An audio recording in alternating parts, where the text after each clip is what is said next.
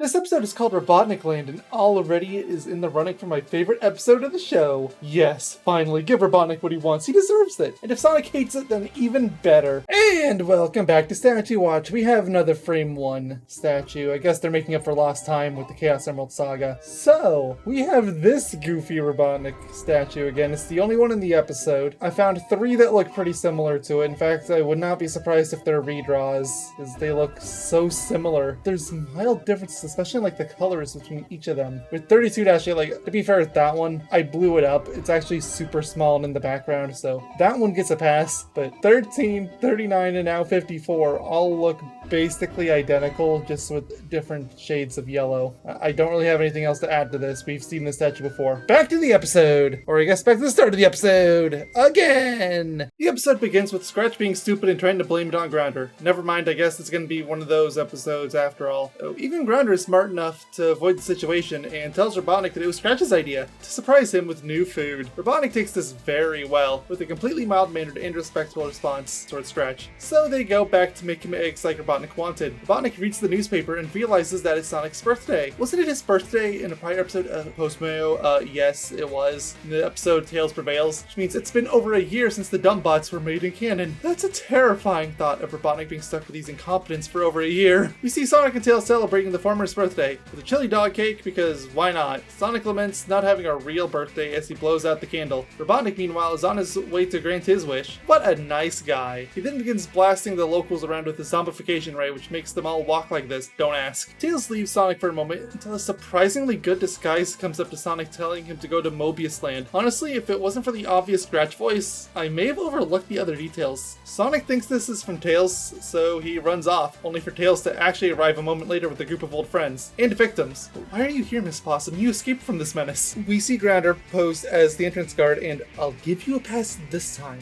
since he's supposed to be disguised, but I'm onto you, Human Hands, Grounder. Sonic waits eagerly for his surprise, and like clockwork, Robotnik comes to surprise him. What a nice guy. He reveals that the park is actually rebranded as Robotnikland, and that he redesigned all of the park attractions, and Tails wanted a lame get-together. This is way cooler. Sonic tries to surprise Robotnik back, but he isn't cool enough, so he faceplants, and you better believe I saved the image of Sonic faceplanting on my computer. This must be one of the episodes where Robotnik has a brain cell around, because he reinforced the entire park so Sonic can't just break out. Sonic resigns to his fate and goes to the first attraction, a pinball board. Okay, I get it. Sonic's pinball was releasing around this time that the show came out. I get it. Robotnik takes control of the board, and you love to see it. Almost as much as you love this cursed imagery of Sonic's toes. Robotnik does pretty well on the board until Sonic decides to cheat and max out the scoreboard. Robotnik decides to throw his secret weapons, aka Scratch and Grounder, onto the pinball board to compete. But Sonic cheats that too, winning the pinball game and leaving Robotnik as a broken man. Sonic goes onto the generic, not inspired by anything jungle ride next. Robotnik filled the ride of deadly robo-animals. Oh, you love to see the Sonic abuse. Well, I do at least. Abuse him more. More! The dumb bots come out in probably offensive outfits, but ignore that for a second. Grounder has human hands again! Sonic, you can kill him now. He's beyond saving. And honestly, Scratch too. I haven't forgotten about the outfits thing. Oh, well, the outfits are gone anyway. Sonic duped them into saving him and putting themselves into danger instead. Robotnik, please ditch these two already. They are already what the word liability was made for. Sonic more or less kills the robots. But it's this show. They'll be fine in the next scene. Robotnik chews them out for being worthless. The robots agree and drown themselves. Yikes, okay, I did not expect that direction. Tails and his crew somehow found out that Sonic went to Mobiusland and are getting there from an underground tunnel that Robotnik somehow missed. But he's at least smart enough to notice Tails coming to rescue his friends, so he stops them by giving them direct access to the park. I'm not sure if Robotnik still has that brain cell anymore. He gets Tails and the others to board a nearby roller coaster with a really good Sonic impression. Robotnik, my respect for you only grows, even if you are kind of an idiot here. The roller coaster locks them in and sends them off to an active volcano. Yes, good! Slay them all!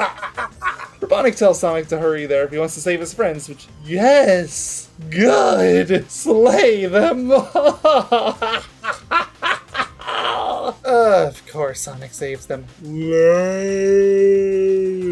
The Robotnik isn't having it and doesn't want them to get out, so he brings Sonic and company over to this large birthday cake. He goes to light the candles, only to reveal that he couldn't find any candles, so he had to settle for sticks of dynamite instead. That's really resourceful, Robotnik, good job! Sonic is ungrateful as always, so he starts ransacking the area looking for anything useful, eventually settling on some steam valves. He reconnects them to the outside and puts the candles out. Rude but resourceful.